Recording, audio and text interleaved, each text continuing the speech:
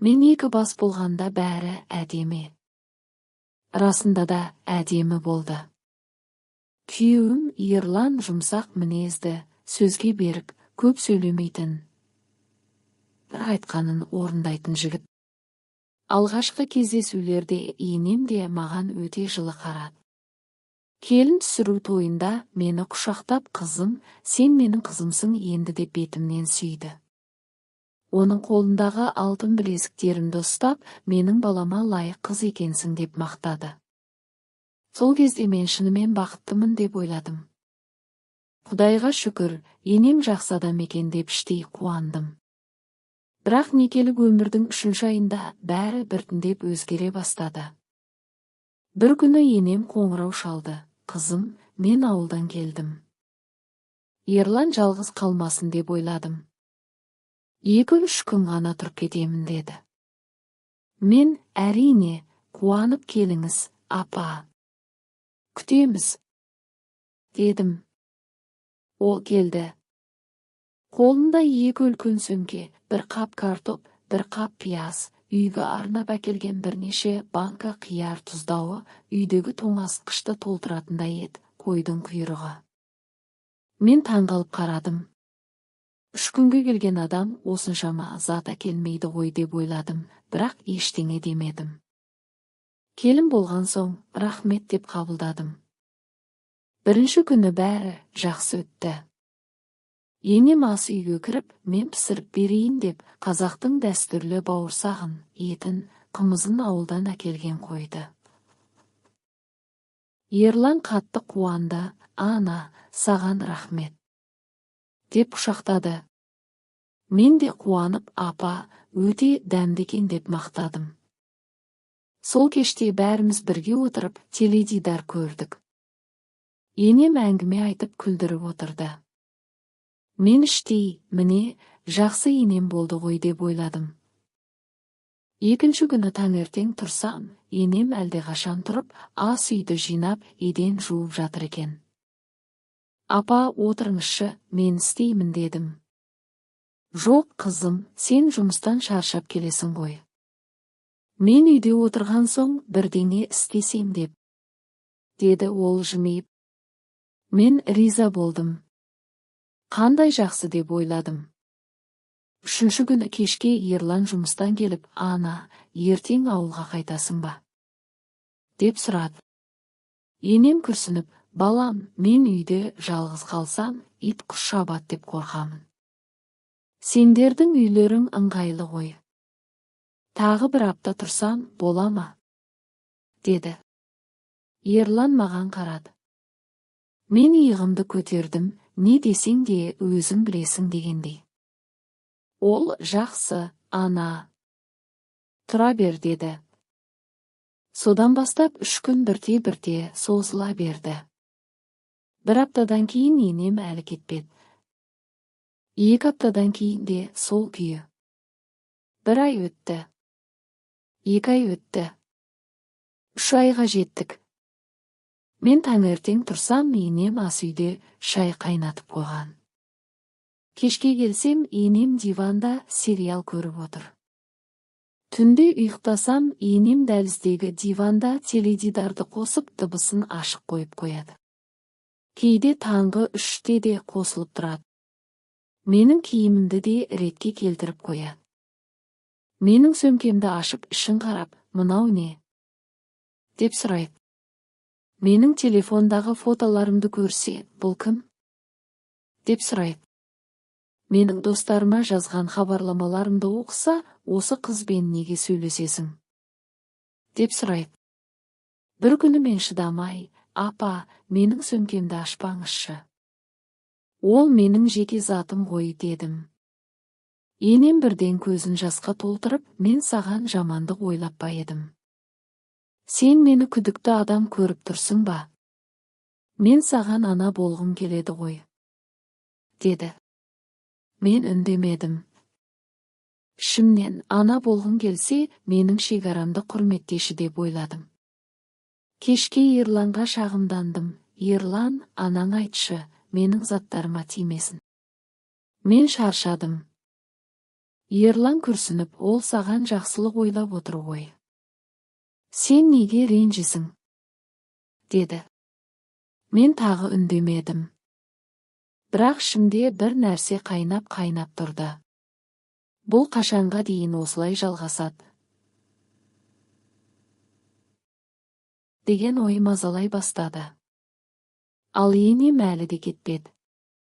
Ол енді үйдің толық иесі сияқты жүре бастады. Менің ас үйдегі ыдыс аяғымды өз орнына қоймай, өз қалауымен орналастырады. Менің гүлдерімді суарып, бірақ мына гүл өліп қалады екен деп орнына ауыстырады. Менің киімімді жуып, бірақ осы көйлегім тым қысқа ғой деп шкафтың артына тығып қояды. Мен әр күні жұмыстан келгенде, үйге кіргенде бір сәтке, мен өз үйімде емеспін бе? Деген сезіммен тұрып қалатын болдым. Бірақ әлі де шыдап жүрдім. Себебі бұл күйеуімнің анасы. Себебі мен тәрбиелі келін болғым келеді. Себебі әлі де бәрі жақсарады деген үміт бар еді. Бірақ сол үміт бірте сөнді. Өйткені енем маған жабыса түсті. Және ол жабысуды тоқтататын емес еді. Енді үйдегі әрбір күн шағын соғысқа айналды. Енемнің қаруы сөз. Ол ешқашан тікелей сен нашарсың демейді. Бірақ әр сөзі, әр қимылы, әр көзқарасы осыны айқайлап тұрады.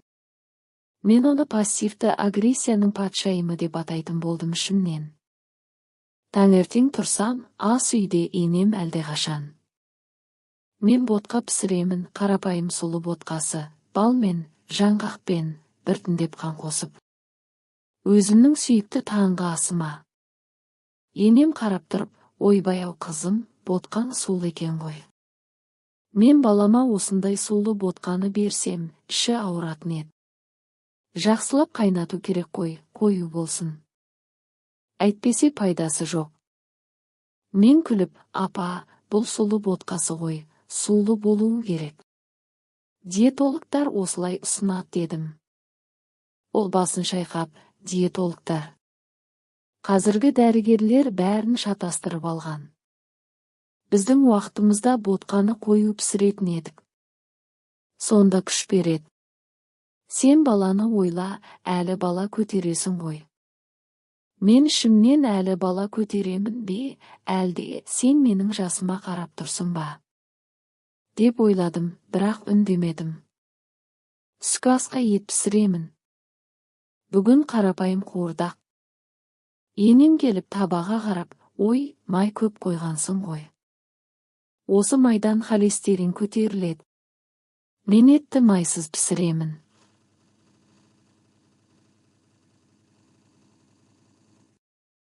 Баламның қаны таза болуы керек. Мен шыдамай, апа, қазақтың етін майсыз пісірсең, дәмі қашады ғой. 5 бармақтың өзі майлы болады дедім. Ол бірден, беф мерекеге. Күнде майлы жеуге болмайды. Сен қазір семізсің ғой, байқадың ба? Мен аузымды ашып қалдым. Семіз емеспін, бірақ соңғы айларда стресстен 3-4 салмақ қосқанмын.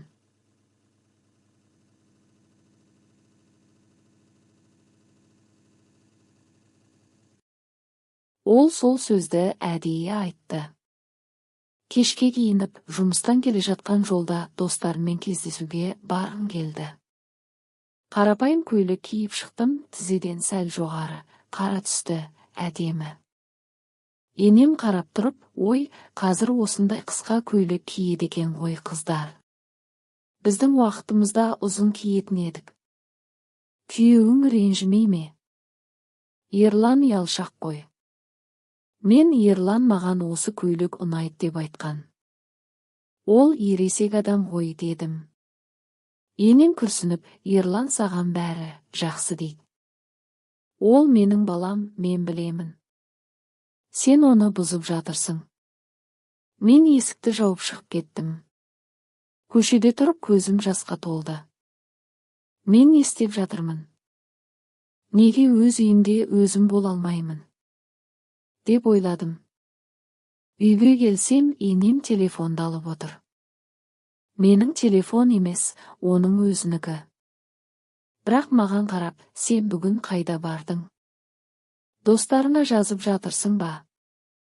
Осы қызбен неге сөйлесесің? Ол үйленбеген ғой әлі, сен оған не үйретесің? Мен, апа, ол менің ең жақын досым. Біз бала кезден біргеміз. Оған ештеңе үйретпеймін, әңгімелесеміз. Ол әңгімелесу. Қазіргі қыздар телефонда отырады да балашаға қарамайды. Мен саған ештеңе демедім ғой, неге ренжідің? Мен шыдамай, апа, мен ренжіген жоқпын. Бірақ менің телефондағы хаттарымды, достарымды тексермеңізші. Ол менің жеке өмірім. Енемнің көзі жасқа толды. Бірден, мен саған жамандық ойладым ба? Мен саған ана болғым келеді ғой. Сен мені күдікті адам көріп тұрсың ба? Мен үйде жалғыз отырып сендерге көмектесемін деп дауысын шығармай жылады. Сол кезде Ерлан жұмыстан келді. Енемді көріп бірден маған бұрылды. Не болды? Неге ана жылап отыр? Мен ештеңе емес. Жай әңгіме. Енем, қызым маған ренжіді. Мен ештеңе демедім ғой. Ерлан маған қарап, неге анаңды ренжітесің? Ол саған жақсылық ойлап отыр ғой. Сен неге сезімтал болдың? Мен диванға отырдым да, ештеңе демедім. Ішімдегі ашу мен реніш қайнап тұрды. Мен неге кінәлімін? Мен өз үйімде өзім болғым келеді ғой деп ойладым. Содан кейінгі күндер одан да ауыр болды. Енем менің киімдерімді ретке келтіріп қояды. Қысқа көйлектерімді шкафтың артына тығып, ұзын юбкаларын алдыға шығарады. Менің гүлдерімді суарып, бірақ мына гүл өліп қалады екен, жарық жетпейді деп орнын ауыстырады. Менің ас үйдегі ыдыс-аяғымды өз қалауымен орналастырады. Менің сүйікті кесемді жоғары сөреге апарып, оның ескі кесесін алдыға қояды. Бір күні кешке үшеуміз дастархан басында отырдық. Мен бешбармақ пісірдім, етті, қамырлы, дәмді. Енем қарап отырып, бешбармақ жақсы ғой. Бірақ қамырың қаттырақ болуы керек еді. Мен балама жұмсақ қамыр жасайтын едім. Ол қатты қамырды жей алмайды. Ерлан күліп, ана, дәмді ғой. Рахмет, қарағым деп маған қарады. Бірақ енемнің сөзі маған тағы бір соққы болды. Мен тарелканы қойып тұрып кеттім, мен тамақ ішпеймін. Тәбетім тартпады. Ерлан таңғалып, не болды? Мен жауап бермей, бөлмеге кірдім. Есікті жауып, төсекке жатып көрпені басыма жауып алдым. Көзімнен жас ақты. Мен қашанға дейін осылай шыдаймын? Бұл менің үйім бе, әлде мен қонақпын ба? Деген ой мазалады. Сол түні ұйықтай алмадым. Енем дәлізде теледидарды қосып дыбысын ашық қойып қойған. Таңғы 3-те де әлі қосылып тұр. Мен тұрып барып өшірдім.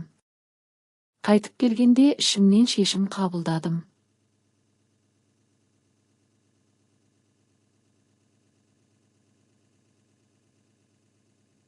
Бұлай жалғаса алмайды. Мен бірдеңе істеуім керек.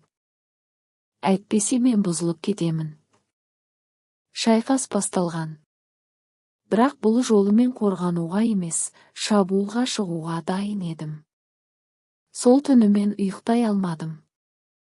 Көрпені басыма жауып жатсам да, ойым тоқтамады. Таңғы сағат 4-те тұрып ас үйге шықтым. Теледидар өшулі, үй тып-тыныш. Алғаш рет бірнеше айдан бері осылай тыныш болып тұрғанын сездім. Шай қайнаттым да, терезенің алдына отырып сыртқа қарадым. Астанада қысқы таң әлі қараңғы, шамдар жанып тұр. Ішімде бір шешім пісіп жетілді. Мен бұлай жалғастыра алмаймын. Бірақ ұрыс керісте жасай алмаймын. Себебі ол Ерланның анасы. Ал мен оның әйелі. Екеуміздің арамыздағы байланысты үзгім келмейді. Бірақ өзімді де сақтауым керек. Келесі күні таңертең Ерлан жұмысқа кетер алдында оны тоқтаттым. Ерлан, бүгін кешке ерте қайтшы. Маңызды әңгіме бар. Ол таңғалып қарады, бірақ жақсы деп басын изеді. Кешке үшеуміз дастархан басында отырдық. Мен әдейі жеңіл тамақ дайындадым. Салат, қарапайым сорпа, нан. Енем әдеттегідей бірдеңе айтарын күттім, бірақ бұл жолы мен алдын ала сөйледім. Апа, Ерлан, мен бір нәрсе айтқым келеді. Екеуі де маған қарады. Мен осы үйде өте бақытты болғым келеді. Бірақ соңғы айларда өзімді өте шаршаған сезінемін. Мен жұмыстан келіп үйде демалғым келеді. Бірақ қазір үйде демалу қиын болып тұр. Мен өзімді қонақ үйде жүргендей сезінемін. Енем бірден ауыз ашқалы жатты, бірақ мен қолымды көтеріп сөзім бөлдім. Апа, тыңдаңызшы. Мен сізді ренжіткім келмейді. Сіз маған өте қымбатсыз. Бірақ мен де адаммын. Менің де өз шекарам, өз әдеттерім, өз өмірім бар. Егер осылай жалғаса берсе, мен шыдай алмайтын боламын. Ал шыдамасам, бұл үйдегі жағдай нашарлайды. Мен оны қаламаймын. Енемнің беті қызарып кетті. Көзіне жас келді. Яғни мені қуып жатырсың ба? Жоқ, апа. Мен сізді қуғым келмейді. Бірақ мен сізге ұсыныс айтқым келеді. Мен қалтадан бір парақ шығардым. Ол ауылдан 120 шақырым жердегі қарттарға арналған демалыс орталығының жарнамасы. Мен интернеттен тауып басып шығардым. Міне, осында барып бір апта демалып қайтыңызшы. Таза ауа, табиғат арасында ыстық тамақ, дәрігерлер бар. Қан қысымыңызды тексертіп аласыз, массаж аласыз, серуендейсіз. Мен бәрін төледім. Ертең таңертең бірге апарып тастаймыз. Бір аптадан кейін қайтып келесіз. Біз сізді қатты сағынатын боламыз. Енем үнсіз қалды. Ерлан маған қарап, содан соң анасына қарады. Ана, шынымен жақсы идея ғой. Сен де шаршадың ғой. Бір апта ғана. Кейін бірге алып келеміз. Енем ұзақ үнсіз отырды. Сосын баяу басын изеді. Жарайды. Бірақ бір аптадан кейін міндетті түрде алып кетесіңдер. Әрине, апа. Келесі күні таңертең ерте тұрып көлікке міндік. Мен әдейі қала сыртындағы тыныш жолмен жүріп орталыққа бардым. Жол бойы енем аз сөйледі. Көбіне терезеден тысқа қарап отырды. Орталыққа келгенде әдемі ғимарат, айналасы қарағайлы орман, таза ауа. Ішке кіргенде қызметкерлер жылы қарсы алды. Енемді бөлмесіне апарып, заттарын орналастырдық. Қоштасарда енем мені құшақтады. Бірінші рет осыншама шынайы құшақтағандай болды. Қызым, рахмет. Мен бір аптадан кейін қайтамын. Күтеміз, апа. Біз қайтқан жолда Ерлан маған қарап, сен неге мұндай жоспар құрдың? Деді. Себебі егер енем маған жабысса, мен оны сәл босатып жіберуім керек екен. Әйтпесе екеуміз де тұншығып қаламыз. Сен де, мен де. Ол күліп қолымды ұстады. Дұрыс ойлапсың. Бір аптадан кейін енемді алып келдік. Ол келгенде бір түрлі өзгерген еді. Бетіне аздап қан жүгіріп, көңілі көтеріңкі. Бірінші рет маған, қызым, шай қайнатшы деді. Мен шай қайнаттым. Ол ішіп отырып, сен пісірген ботқаң жақсы болыпты ғой. Сулы болғаны дұрыс екен, жеңіл екен деді. Мен ішімнен, міне, демалыс керемет нәрсе екен дедім. Содан бері енем әлі де бізбен бірге тұрады. Бірақ енді ол маған жабыспайды.